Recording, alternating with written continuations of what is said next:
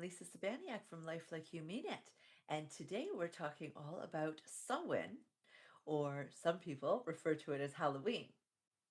We're going to be talking about what it is, how it's different from Halloween, and how you can celebrate it. Let's get started.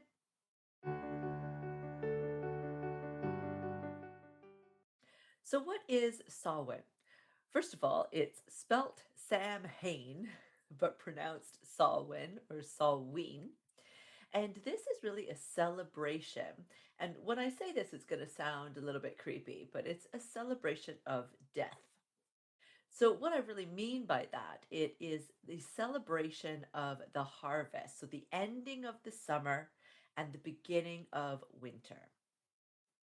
And Halloween, which is really All Hallows Eve, is really kind of a family type of celebration, right? Obviously, we all know that in our culture, what we do is we all get dressed up and we go out trick or treating. And that is what Halloween is for us. For those of us who celebrate Samhain, who tend to be pagans, witches, Wiccans, druids, etc., we are looking at it as rather than time with family dressing up in costumes, it's more of a spiritual celebration. So, this is a time when we are going to be looking at the veil as being quite thin between worlds, and we're going to be practicing divination. We are going to be wanting to have conversations with our ancestors that have passed before us. And this is more what Samhain represents for us.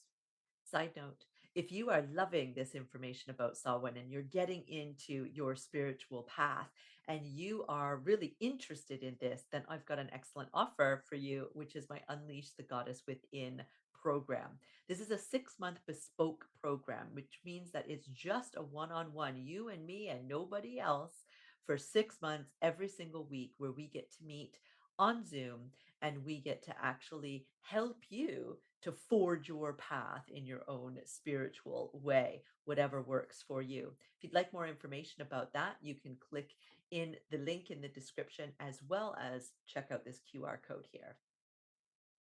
So, in this way, Samhain is really a big celebration, but rather than dressing up in costumes and going around trick or treating, what we tend to do is we start to focus on family in a different kind of way. This is a really great feast opportunity. And if you would like to celebrate Samhain, one of the easiest things that you can do is invite over your friends and your family and have a feast together. Now, it's important when you do this that you are also making sure you include your ancestors who have passed before you. So if you've had somebody that, was a real standout person within your family, like a grandparent, etc., that, or maybe it's a recent passing, you can leave a specific plate for each of those people. And so have a place around the table for them, or you can also do it as one plate for all of your ancestors and calling them all in, because a lot of people really do like to honor all ancestors, known and unknown, of spirit and blood. And so, in this way, we're still paying homage to ancestors that are long before us, that we would not have heard any stories about, we wouldn't have any pictures of. And so, they've otherwise kind of been forgotten. And this is our way of saying, you know what, we honor you. You are still a large part of our life. We wouldn't be here if it wasn't for you. So, another really great way of practicing or celebrating Samhain is to build yourself an altar. And what I like to do is I like to have it as an ancestral altar. And I have pictures of my different ancestors, or I even have a framed kind of picture that I drew up with calligraphy pen that has the names of my more recent ancestors that I know of, that I've had actual connection with here in the living world. And I have that done up beautifully, hand done by myself. And so I have that on my altar, and then also have some lovely candles on there, have some flowers, and then different things for the season. Because remember, we are celebrating the end of summer. And so it's really wonderful to have pumpkins and squash, right, to represent the harvest, other types of root vegetables, even, right, representing the harvest that we are celebrating and including our ancestors in that celebration. You can also take that plate of food that you made up for them at dinner and bring that and put it on their altar and literally say, do a connection with them and say, I give you this offering of this meal. It is a sacred blessing, and I'll leave it for the next 24 hours for you to have your fill. And then at the end of that 24 hours, I just simply let them know that it's no longer a sacred offering. And I bring it usually outside into the garden, and I'll just dig a little hole, put it back into the garden soil so that it can kind of replenish the nutrients of the soil, go back to Mother Earth, as it were.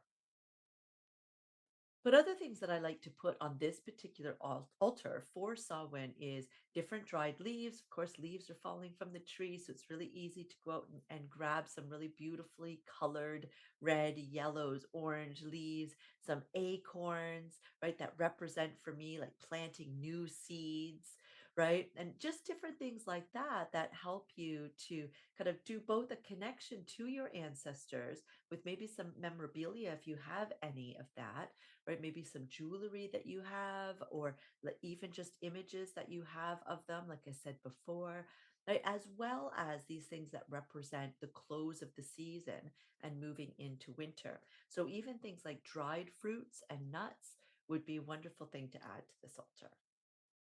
Now, I talk about lots of other really interesting things with working with the Moon series, which is a playlist that I have here on YouTube. So you are welcome to go to that. You can just click right here to start watching that series where we actually talk about using the moon, full moon, and new moon to do different things with our chakras to help us release what is no longer serving us and bring in or manifest something new to replace that which we have just released. Beautiful series that if you love this video about Samhain, you will love that. Have a wonderful time celebrating Samhain. Just as a side note, it lasts for 3 days typically, so you can have feast for 3 days. Yahoo! And have your altar up and running for all 3 days. If you haven't subscribed, go ahead and do so now, here, or down in the description. And don't forget to click that bell icon so you never miss another video. Bless.